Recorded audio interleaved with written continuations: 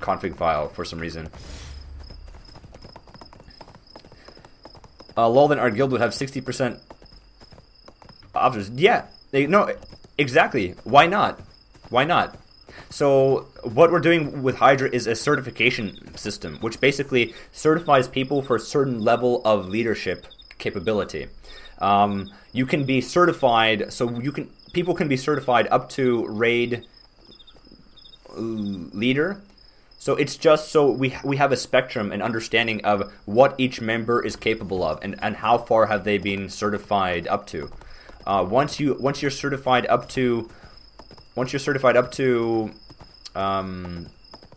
party leader, you would be getting officership. So like the majority of people, and it's like I don't know if I could lay it out somehow. So basically, one party member, party leader, raid leader, commander, leader. So you basically have so the certification system is composed of 5 things. So you have trials, people who just join the guild and don't know the way things are run, don't know the raid protocols. Then you have members who have been trained up and they know exactly what to do in a raid situation. This is basically everyone gets members status because you do certain things once you're in a raid. Then you have party leaders. Party leaders are responsible for making sure that all of the party members within their party in the raid are looked after and know what they're doing. So it's just kind of like taking care of all of the details, making sure people buff up, making sure that people are where they need to be. Then you have raid general, which moves. Just a raid general will primarily just move everyone around in the party, make sure that everyone is in the place where they need to be. Then you have a raid leader. Raid leader's task is to lead the raid and to be aware of the positioning of your people versus their people, and also calling all the shots. Then you have a raid coordinator, which basically raid coordinators from every guild would sit inside a TeamSpeak channel and coordinate the actions of the various raids. And the purpose of this certification system is to make sure, like, if you have a raid, that everybody knows what's going on. So you don't just have like a giant zerg of people which are like, all right guys, I am now the raid leader, I'm the raid leader, party leader, raid member, raid coordinator, I will do all the jobs. And the problem is, like, when people do this, you can't humanly do this. You can't humanly lead a raid.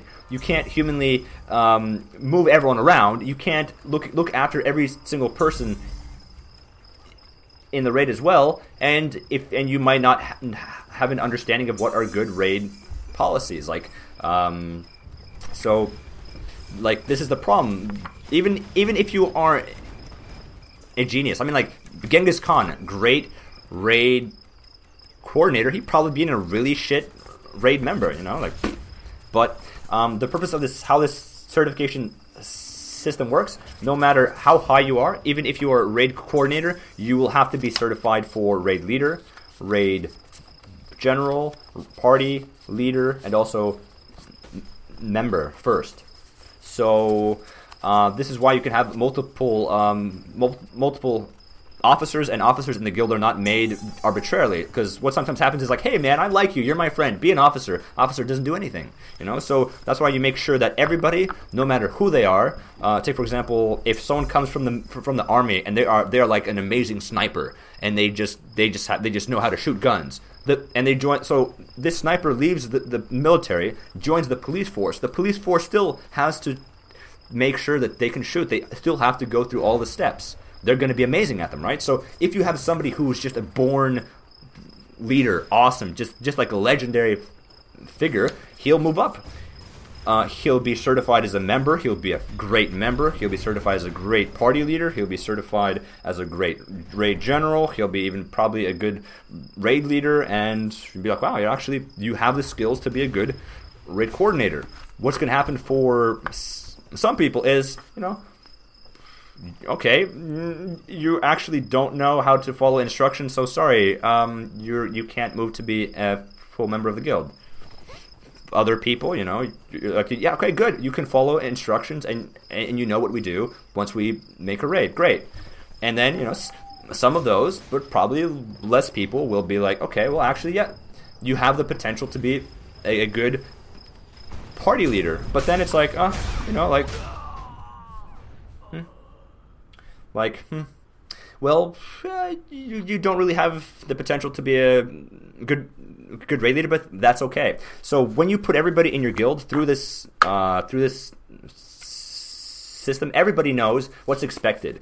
What's expected from being a member, what's expected in being a party leader, what's expected to be a raid general, what's expected to be a raid leader, so on and so forth. So you avoid situations where you have members, like, for example, one thing which happens is if a member is chatting into voice chat, it's like it's too much unnecessary information and it causes chaos and commotion, and you have, you know, if you don't use something like this, no one knows what they're doing. The only thing which they do is they join a raid, everybody show up here, and follow the guy with a star. That's not a raid, that's a zerg. So yeah.